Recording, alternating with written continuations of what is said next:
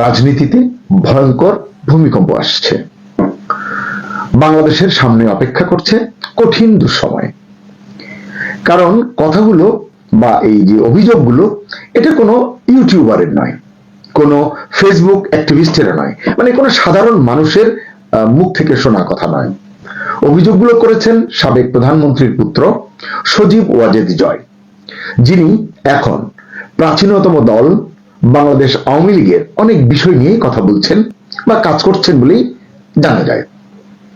কি বলেছেন জয়? জয় বলেছেন ইউনূস দেশ ছাড়ার প্রস্তুতি নিচ্ছেন। বিরাট অভিযোগ। বলেছেন ইউনূস টাকা পাচার করছেন, টাকা পাচার হচ্ছে আজারবাইজান হয়ে, এবং আগামী ফেব্রুয়ারির নির্বাচন হবে সাজানো নাটক। মোটা দাগি তিনটি কথা তিনি বলেছেন।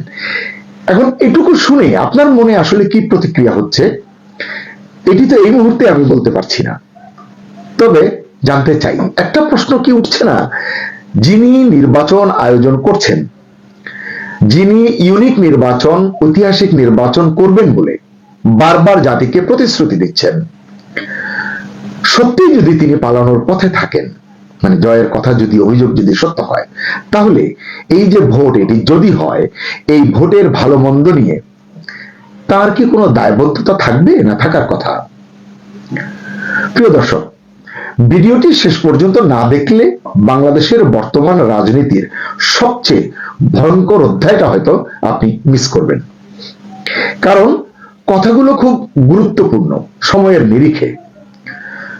সজীব ওয়াজেদ জয় এসব কথা বলেছেন CNN নিউজ 18 নামক মিডিয়াকে একটি সাক্ষাৎকার দিয়েছেন, সেই সাক্ষাৎকারের কথাগুলো তিনি বলেছেন।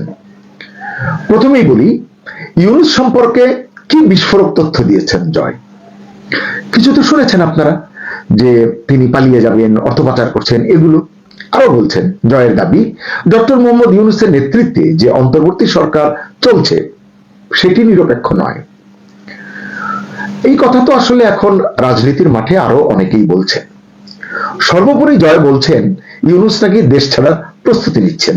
ওই যে বলেছি আগে, জয়ের ভাষায় ইউনূস বাংলাদেশে নিজের ব্যবসা বিক্রি করছেন। ব্যবসা বিক্রি মানেই তো গ্রামীণ ব্যাংকের সকল কিছু, আর প্রধান উপদেষ্টা হয়ে যত 30, 35, 37টা ব্যবসার লাইসেন্স নিয়েছেন বা ব্যবসার পরিধি বাড়িয়েছেন, সেগুলো নিশ্চয়ই জানি না, তিনি নিশ্চয়ই তার তথ্যের ভিত্তিতে কথা বলেছেন।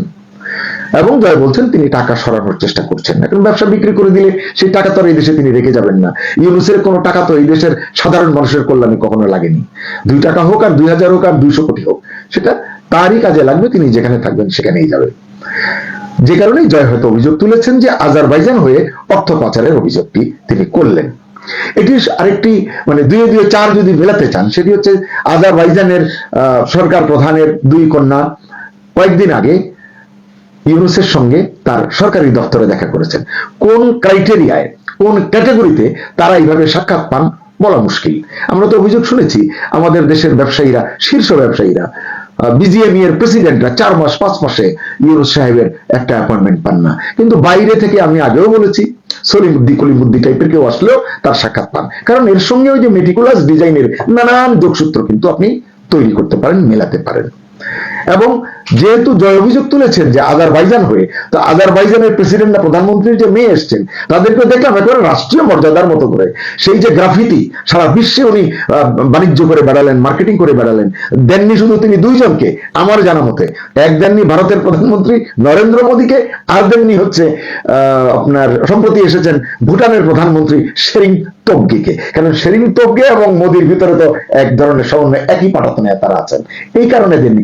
বাকি সবাইকে তিনি এই গ্রাফিতি দিয়েছেন, পাকিস্তান থেকে শুরু করে একেবারে হিল্লি দিল্লি বাদে বাকি সবাইকে। যাই হোক, জয় বলেছেন, মানে ওই কারণেই কথাগুলো বললাম যে 2 এ 2 4 কি আসলে হতে পারে কিনা আপনারা বিবেচনা করবেন। জয় বলেছেন ইউনূস শেষ পর্যন্ত ফ্রান্সে গিয়ে স্থায়ীভাবে বসবাসের পরিকল্পনা করছেন। জানি না তার এই জানার বা এই তথ্যের ভিত্তি কি, তবে এটি অনেকেই বলেন ফ্রান্সে তার বাড়ি আছে, সেখানেই তিনি যাবেন, অন্য কোথাও তার ঠাঁই হবে না। এটি গত 3-4 মাস ধরে আলোচনা হচ্ছে, কিন্তু সোশ্যাল মিডিয়ায় আমি নিজেও দেখেছি। প্রিয় দর্শক, এই অভিযোগগুলো যেগুলো এতক্ষণ বললাম, সত্য না মিথ্যা, সেটা কিন্তু আপনি আমি যাচাই করতে পারবো না।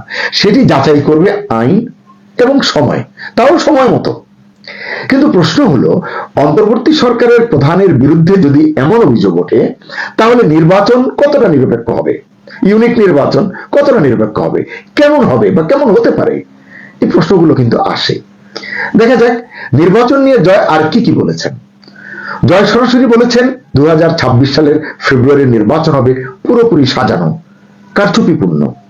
এই ধরনের কথা বা সমার্থক শব্দ ব্যবহার করে অনেক রাজনৈতিক বিশ্লেষকও কথা বলছেন, টকশো টকাররা কথা বলছেন, এবং রাজনীতির মাঠে অনেক বক্তৃতায়ও অনেকে এটি বলছেন। সজীব ওয়াজেদ জয়ের ভাষায়, বাংলাদেশের সবচেয়ে বড় রাজনৈতিক দল আওয়ামী লীগকে নিষিদ্ধ করে নির্বাচন করা হচ্ছে। শুধু আওয়ামী লীগ নয়, বামপন্থী কিছু দলকেও নির্বাচন থেকে বাইরে রাখা হচ্ছে বলে জয় উল্লেখ করেছেন। এই সাক্ষাৎকারে বিএনপি এবং জামাত প্রসঙ্গেও কথা বলেছেন সজীব ওয়াজেদ জয়। আমি মনে করি এই সাক্ষাৎকারের এটি অত্যন্ত কৌশলগত একটি অংশ বা উত্তর, যেটি জানা গেল জয়ের মুখ থেকে। জয় স্পষ্টভাবে দুটি দলকে আলাদা করেছেন, দুটি দল সম্পর্কে পৃথক মূল্যায়ন করেছেন। বিএনপি সম্পর্কে জয় বলেছেন, বিএনপি তাদের মানে আওয়ামী লীগের রাজনৈতিক প্রতিপক্ষ, শত্রু নয়। দর্শক, আমি আবার বলছি, জয় বলেছেন বিএনপি আওয়ামী লীগের রাজনৈতিক প্রতিপক্ষ, শত্রু নয়। আমার কাছে মনে হয়েছে এটি এই সময়ের খুবই ইঙ্গিতপূর্ণ statement, political statement. Jamaat Islami সম্পর্কে জয়ের অবস্থান এবং মূল্যায়ন দেখলাম কঠোর। তিনি বলেছেন জামাত আওয়ামী লীগের সবচেয়ে বড় শত্রু। জয় বলেন, জামাত বাংলাদেশের স্বাধীনতার বিরোধিতা করেছে, এটি আমরা সকলেই জানি, এবং এই কথাটা এখন অনেকেই বলছেন, এবং এই দলের নানান লক্ষণ নিয়ে অনেকে গভীর আশঙ্কা প্রকাশ করতে শুরু করেছেন। এর ভিতরে জয় সরাসরি এভাবে বললেন। জয় আরো বলছেন, এবং তারা মানে জামাত ক্ষমতা এলে বাংলাদেশকে ইসলামিস্ট রাষ্ট্রে পরিণত করার চেষ্টা করবে। এটি জয় বলেছেন। আসলে এটা কিন্তু ইতিমধ্যেই আওয়ামী লীগ মানে জামাতে ইসলামের অনেক নেতার কথায়, বক্তৃতায় সরব হতে শুরু করেছে। আমরা অনেকেই শুনছি, আপনিও নিশ্চয়ই শুনে থাকবেন। জয় সতর্ক করে বলেছেন, এই নির্বাচন যদি এভাবেই হয়, মানে যেভাবে ইউনূস সাহেব করতে চলেছেন সেভাবেই যদি হয়, তাহলে বাংলাদেশ জামাতের প্রভাবের দিকে চলে যেতে পারে।